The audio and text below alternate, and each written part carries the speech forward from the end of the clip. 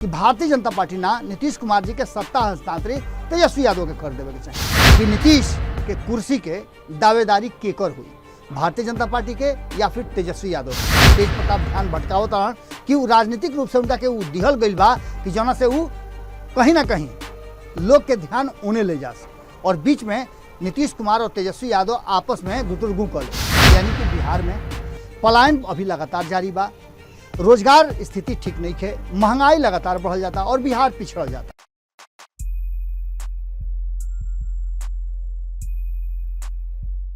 आपन पराया के पहचान भुला देला, आपन पराया के पहचान भुला देला, सियासत दुश्मनों के गले मिला देला, सियासत दुश्मनों के गले मिला देला, अजब लत लगा देला सत्ता कुर्सी वाला, अजब लत लगा देला सत्ता कुर्सी वाला, निम्नो आदमी के नशेड़ी बना देला।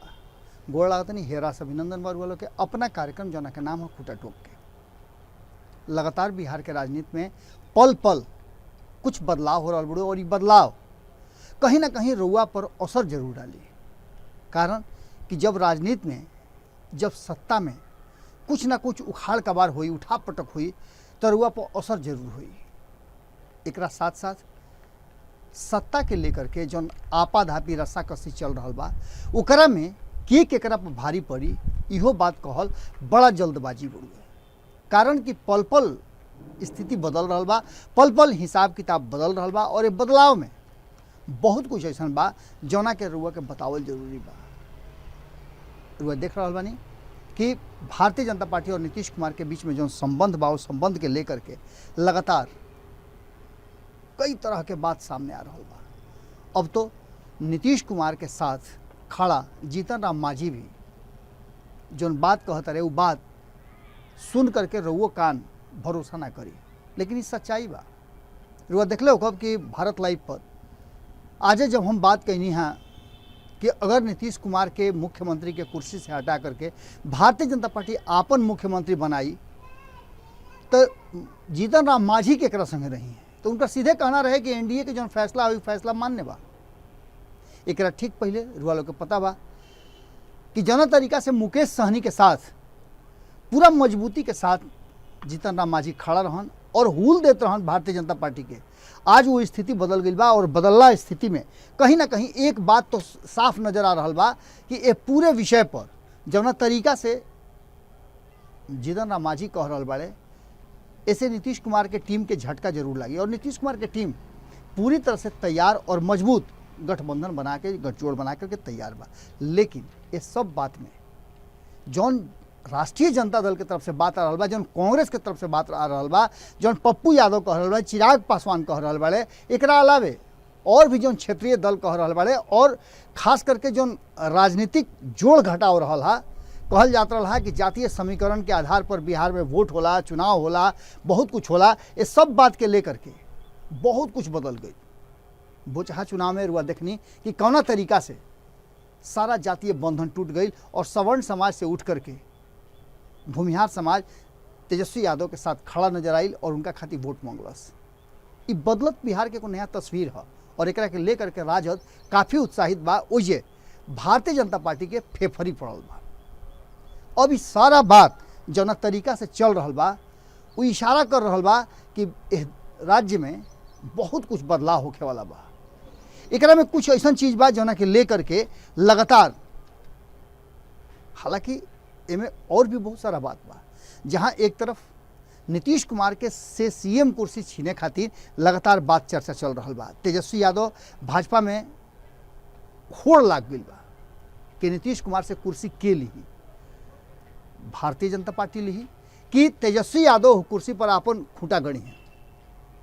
एक चर्चा जबरदस्त ढंग से चल लागल बा और एक पीछे के कारण भी बा कि जहां एक तरफ भारतीय जनता पार्टी सबसे बड़ा पार्टी बन करके और नीतीश कुमार पर दबाव बना रहा बा। अमित शाह के बिहार आना, नीतीश कुमार से मुलाकात होना, मुलाकात में बात ना बनना और नीतीश कुमार के वो मीटिंग के मात्र 15 मिनट में समाप्त कर देना बहुत कुछ कहा था। ओजे दूसरा तरफ नीतीश कुमार के अपना आवास से उठ करके जाना और तेजस्वी यादव राबड़ी देवी के आवास पर जाना, इफ्तार पार्टी में शामिल होना, गोड़े गोड़े डेगा पाही पैदले पैदले एकरा के लेकर के चिराग पासवान के कहना कि ऐसा पहले भी हो चुकल बा। एकरा के संजोगे रुआ कह सकिले कि नीतीश कुमार के अपन मुख्यमंत्री आवास खाली करना इहो एगो संजोग बा।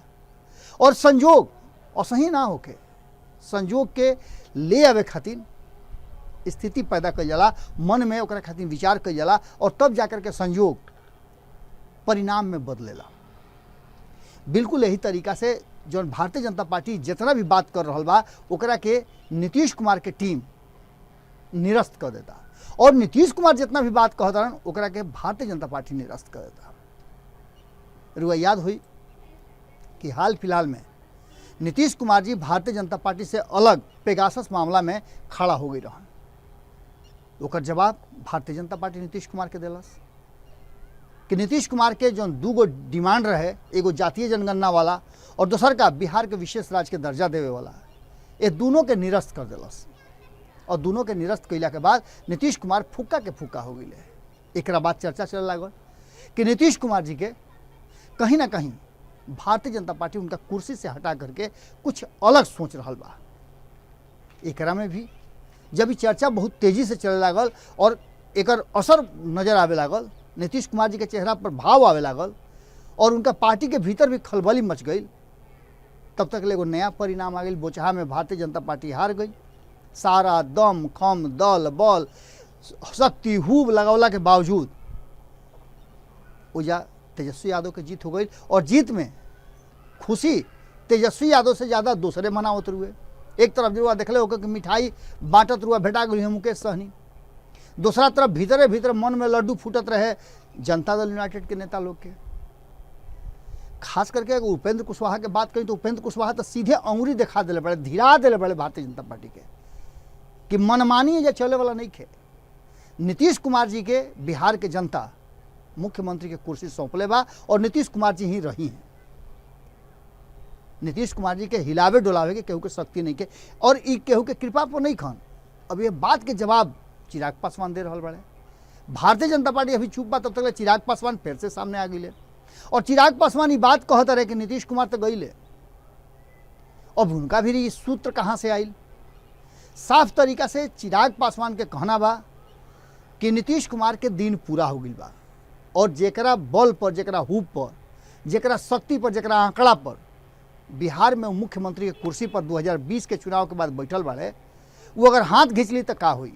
तो हाथ घींच ली तो करे कोई रास्ता बा कि नीतीश कुमार जी के वो स्थिति में फिर से पाला बदले के पड़ी। लेकिन चिराग पासवान के कहना बा कि पाला बदल ही कैसे? भारतीय जनता पार्टी बदले दी तब ना। एक मतलब कि मध्यावधि चुनाव हुई तो मुख्यमंत्री के कुर्सी पर के बैठी? तो सीधा तौर पे नीतीश कुमार के तीसरा ना चौथा पांचवा नंबर पर जाएगी पड़ी और सीधा लड़ाई भारतीय जनता पार्टी और तेजस्वी यादव के बीच में हुई। एक मतलब बा कि एक कुर्सी के दावेदार के हुई। नीतीश के कुर्सी जो सीएम वाली बा वो कुर्सी के वो अपन समझ गए बड़ा कि एक छत्र राज उनकर बा। लेकिन लोकतंत्र और लोकतंत्र में कुर्सी केहू खातिर ना स्थायी ना होके, चाहे जौना कारण से होके, कुर्सी जनता देवेली और जनते छीनेली। अगर चिराग पासवान बात सही कहता और अगर एकरा में तनिको लेस मात्र के भी कुछ बा तो एक मतलब रुआ बुझ ली कि भीतर में भारतीय जनता पार्टी अपन तैयारी जबर कर रहा बा। 2023 में कई गो राज्य में चुनाव बा, लगभग 1 दर्जन राज्य में चुनाव बा छोट बड़ मिला करके, और ये चुनाव के 2024 के सेमीफाइनल मानल जा रहा बा। हालांकि 2022 के चुनाव के भी यह बात कहल जात रहे, लेकिन 2022 और 2024 के बीच में 2 साल के गैप बा। लेकिन 2023 वाला चुनाव टटका रही और इस टटका चुनाव में जो परिणाम आई तो विशेष रूप से प्रभावित करी। अब एकरा के लेकर के चर्चा के बाजार गर्म बा। नीतीश कुमार जी अमित शाह से बातचीत के बाद मामला सुलझल ना और एकरा बीच में भारतीय जनता पार्टी अपन एगो और एजेंडा कॉमन सिविल कोड ले आकर के समान नागरिक संहिता जौन बा ओकरा खातिर अब आगे बढ़ रहा बा, पहल कर रहा बा। जैसे रुआ देखने की जितना भी मुद्दा रहे वो नीतीश कुमार के कारण और अन्य दल के विरोध के बाद जो एनडीए के घटक दल में रहन उनका चलते भारतीय जनता पार्टी ओकरा के अलग रखले रहे, लेकिन धीरे धीरे सारा मामला के सामने ले आई और लगभग सब पूरा कल जाता। अब बाँचल बा सिविल कॉमन सिविल कोर्ट, एकरा के लेकर के लगातार भारतीय जनता पार्टी से आवाज़ उठे लागल बा और साथ में नीतीश कुमार के टीम एकरा के लेकर के पूरा खिसी आइल बा। उपेंद्र कुशवाहा साफ कह दिले बड़ा कि एकरा के स्वीकार ना कल जा सकेला, इस कानून के ऊपर थोपल ना जा सकेला।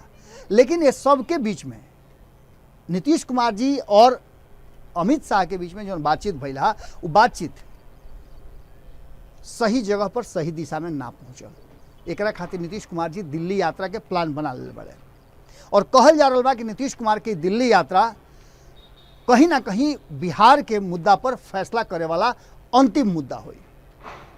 नीतीश कुमार जी के दिल्ली यात्रा में बहुत कुछ होना बाकी बा। पहला बात तो सूत्र बता रहा बड़न कि नीतीश कुमार जी प्रधानमंत्री नरेंद्र मोदी से भेंट करे जी हैं और उनका से साफ हिगरा के पूछ ली हैं कि अब आगे के का प्रक्रिया बा।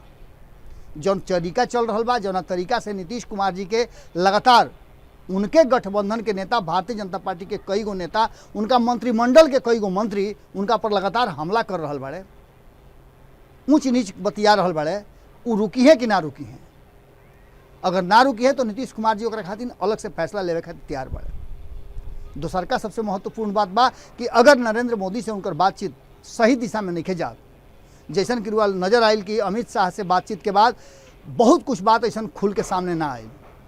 एक मतलब बा कि आगे नीतीश कुमार जी अपना के पिंड छोड़ावे के कोशिश करता और यह बीच में जो नया गठबंधन के तैयारी हो रहा बा, नरेंद्र मोदी विरोधी गठबंधन के, वो गठबंधन के कहीं ना कहीं नीतीश कुमार जी हिस्सा बनी है, इहो बात कहल जा रहा बा। इस सारा विषय पर जौन स्थिति बा ओकरा में एके बात कहल जा रहा बा कि नीतीश के कुर्सी के दावेदारी केकर हुई, भारतीय जनता पार्टी के या फिर तेजस्वी यादव के। वो खेलब ना खेले देव, खेलबे भंडोल कह देव, रुआ सुनले हो। तो नीतीश कुमार जी अक्सर ऐसा काम कैले बना। एक पहले भी नीतीश कुमार जी भारतीय जनता पार्टी जब पूरा मूड में रहे 2014 में, तौना घड़ी भारतीय जनता पार्टी के अलगे छोड़ करके आपन अलग रास्ता बना दे रहे। 2015 में भारतीय जनता पार्टी के बिहार में सत्ता में ना आवे दिले, जब मन कैलस तो 2017 में आवे दिले। फिर स्थिति उहे आ गई बा। कहीं ऐसा तो ना कि नीतीश कुमार जी आपन जो कमी रहल हा या 2017 में जो एक्शन ले रहन, जो डिसीजन ले रहन, ओकरा के फिर से रिवाइव कर लेस। यानी जितना दिन भारतीय जनता पार्टी के सत्ता में रख ले उतना दिन फिर से महागठबंधन के सत्ता में रख देस। जो उन्हें के बकाया रहा 5 साल में हुए ने पूरा कर देस। कहल जा रहा कि 5 साल तक ले नीतीश कुमार जी मुख्यमंत्री रही हैं और नीतीश कुमार जी के इच्छा पर ही केहू बिहार के सत्ता पर काबिज हुई। मंत्रिमंडल के गठन भी नीतीश कुमार जी के अनुसार हुई और भारतीय जनता पार्टी दबाव बना रहा बा। बात इहो कहल जा रहा बा कि अमित शाह यह बात खातिर नीतीश कुमार के राजी करे खातिर आ रहा कि बहुत लोग के उनका मंत्रिमंडल में बदल दिया। सुशील मोदी के एक्शन में आना, सुशील मोदी के फिर से चर्चा हो जाना अमित शाह के द्वारा, ये बात इशारा करते रहे कि नीतीश कुमार जी और सुशील मोदी के एक बार फिर से सटौर करे खातिर व्यवस्था में लागल रहे। लेकिन नीतीश कुमार जी अब यह बात पर शायद राजी नहीं खन। ये सब बात के लेकर के जौना तरीका से राष्ट्रीय जनता दल लगातार ये बात कह रहा बा कि नीतीश कुमार जी लगे विकल्प नहीं के और नीतीश कुमार जी के चाहिए कि बिहार के भविष्य खातिर, बिहार के आगे बढ़ावे खातिर। जब मृत्युंजय तिवारी से विषय पर हमारा बातचीत भइल तो खुल करके ये बात कहले कि भारतीय जनता पार्टी ना नीतीश कुमार जी के सत्ता हस्तांतरित तेजस्वी यादव के कर देवे के चाहिए। कारण कि 2015 में जब बिहार के जनता नीतीश कुमार और तेजस्वी यादव के साझा गठबंधन के कांग्रेस साथ में रहे, जब जनाधार दिलस, मुख्यमंत्री के कुर्सी दिलस, तो नीतीश कुमार जी बीचे में छोड़ के चल गए। अब जबकि मार्जिन बहुत कम बा, ओकरा बाद भी नीतीश कुमार जी भारतीय जनता पार्टी के साथे रह करके बिहार के भला निखन करत। बिहार लगातार पिछड़ता और ऐसा स्थिति में तेजस्वी यादव के हाथ में कमान दे देवे के चाहिए और उनका मार्गदर्शक मंडल में चाचा हवे, चाचा के चाहिए कि उनका का आशीर्वाद दे। ये सारा विषय पर चर्चा भीतर खाना में चल रहा बा, लेकिन बीच में खेला भंडोल कहीं ना कहीं तेज प्रताप कर रहा बा। तेज प्रताप ध्यान भटकावत रहन कि वो राजनीतिक रूप से उनका के वो दिहल गई बा कि जना से वो कहीं ना कहीं लोग के ध्यान उन्हें ले जा और बीच में नीतीश कुमार और तेजस्वी यादव आपस में गुटुरगू कर ले। ये पूरे विषय पर भारत लाइव के टीम और खूंटा ठोक के टीम छानबीन में लागल बा। लगातार राजनीतिक दल के नेता लोग से जे थिंक टैंक बा, जे कोर टीम के हिस्सा बा, वो लोग से बतियावे के कोशिश और लोग के मन मिजाज टटोले के कोशिश कर रहा बानी। ये पूरे विषय पर बिहार में खलबली मचल बा और बिहार के जनता यह बात के इंतजार करता रही कि आखिर बिहार में बदलाव कैसन हुई और यह बदलाव के नीतीश कुमार जी कौना तरफ लेके जाइ हैं। बिहार बदलाव के मुहाना पर खड़ा बा और बिहार के निश्चित रूप से एक मजबूत मुख्यमंत्री चाहिए जौना से कि विकास के धारा ओकर बढ़े। रुआ देखत होगा कि जहाँ हम खड़ा बानी ओकरा पीछे रुआ करकट के नजर आवत हुई मकान, करकट के फील्ड में घर बनावल बड़ुए, एकदम छोट छोट घर बा, करकट के ऊपर के बा, करकट के देवाल बा, करकटे के सब कुछ बा, लैट्रिन बाथरूम तक ले सब करकट के बा। ये लोग आइल बा लोग बिहार से पलायन करके काम करे खातिर। जना हम सोसाइटी में बानी, उस सोसाइटी में अधिकांश लोग बिहार से आकर के अलग अलग, कोई फूल पटावता, कोई सोहता, कोई कोड़ता, कोई बिजली के काम करता, कोई गेटकीपर बा, कोई गार्ड बा, इस तरीका के काम चल रहा बा।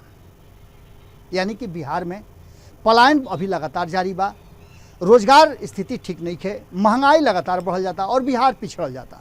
जबकि नीतीश कुमार जी विकास के बात करलन, विकास पुरुष कहालन और एक विकास पुरुष के रहते हुए अगर बिहार ये देश के सबसे फिसड्डी राज्य में गिनती होता जो आंकड़ा बता रहा बड़े, तो निश्चित रूप से नीतीश कुमार जी खातिर सोचे वाला समय जरूर आ गई बा। और इस सोच तभी हो सकेला जब बिहार विकास के पथ पर अग्रसर होके। भारतीय जनता पार्टी साफ ही कह दिले बा कि वो बिहार के विशेष राज्य के दर्जा ना दी। तो ऐसा स्थिति में विकल्प नीतीश जी लगे का रह जाता। रउआ खुद प्रबुद्ध नागरिक बानी, वोटर बानी और रउआ चाहे देश के कोनो कोना में बानी, जहाँ रुआ बिहार के बानी और का काम करतनी, रुआ कितना खुशी और कितना भीतर से क्षोभ बा कि रुआ पलायन करके बाहर बानी। रुआ अगर देख रहा बानी भारत लाइव, रुआ देख रहा बानी खूंटा टोक के, तो अपन विचार लिखे में तनिको कोताही मत करो। सब है और विचार बहुत जरूरी बा और ये विचार ही क्रांति ले आवेला। बिहार में बदलाव के पूरा बयार बह रहा बा और एकदम मुहाना पर खड़ा बा बिहार। नीतीश कुमार जी के कुर्सी केकरा हाथ में जाए के चाहिए, रउओ विचार बहुत जरूरी बा। तेजस्वी यादव या भारतीय जनता पार्टी या फिर जदयू में ही कोई के नीतीश कुमार जी के आगे बढ़ा करके और मुख्यमंत्री के कुर्सी दे देवे के चाहिए। कमेंट बॉक्स में रउआ अपन विचार जरूर लिखब। कल फिर भेंट करे के वादा के साथ है आज एजे रुआ से विराम लेतनी। फिर कल भेंट हुई, नया विषय हुई और राउर विचार भी साथ में हम लेकर के आई। फिर रुआ कमेंट बॉक्स में जो लिखब ओकरा पर हम विशेष रूप से रुआ लोग से बातचीत करब। गोड़ लागतनी।